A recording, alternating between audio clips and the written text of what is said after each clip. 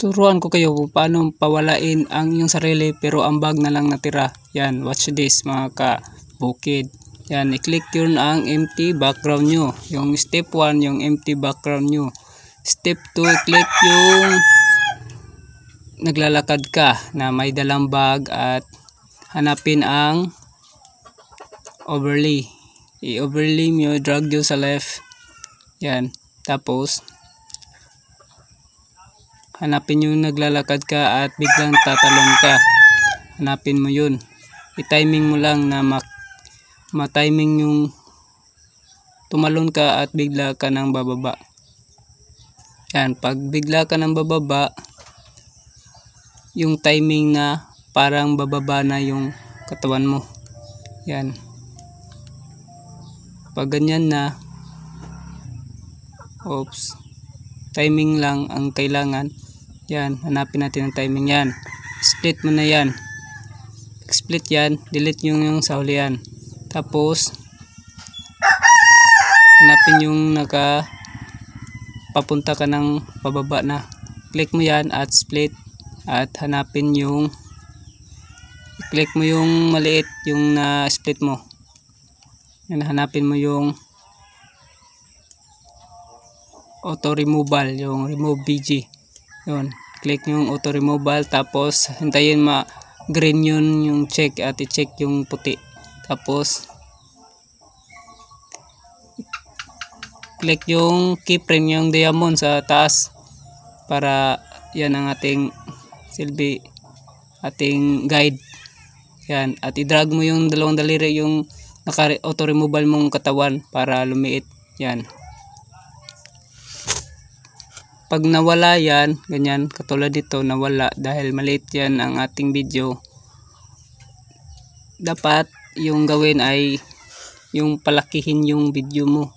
Yung na may keyframe ba? Yun, yung may keyframe. Mamaya, palakihin natin. Yan. Ganyan. Pag nawala yung video natin yung ganito, teka, click natin ulit. Pag nawala to, yan, alam, 'di ba, nawala yan. Pag i-drag natin, mawawala. Palakihin natin to. Yan, i-drag natin para hindi ito mawala sa hulihan. Yan. Click yung keyframe, yung diamond, tapos mag-keyframe ka ng pangalawa, pero paliitin mo yung, gamitin yung tatlong daliri mo, paliitin yung naka-auto removal mo. Ganyan. Oops. Yan. Timing lang. Oh, okay na to. Hanapin na naman natin yung step 3 na ginawa nating video. Step 3. Yung video. Hanapin natin yung overlay. Overlay natin. Drag mo sa left. Left ba yung tawag dito, sa kaliwa? Okay. Yan. Dapat kukuha tayo ng timing na yung bag ay yung nahuhulog na sa lupa. Yun. Pag ganyan, split mo, delete yung unahan, hindi yan kailangan, drag yung hulihan. Dapat mapantay yun sa ating ginawang keyframe, yung bigla na siyang mawala. Yan. Oops, timing lang. I-timing mo lang din ang paglagay ng sa second at sa third na step. Yan.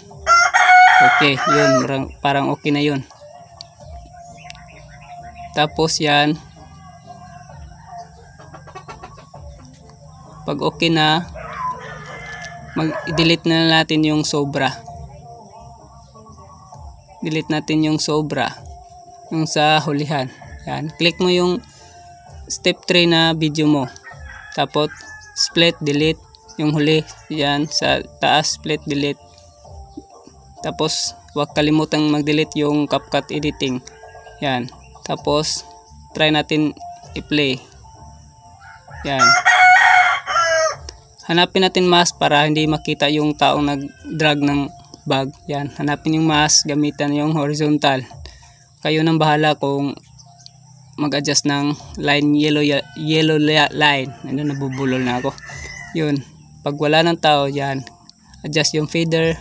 Kayo nang bahala kung anong number na para hindi halata yung feeder, yung taong nag-drag. Okay, pag okay na, try natin i-play.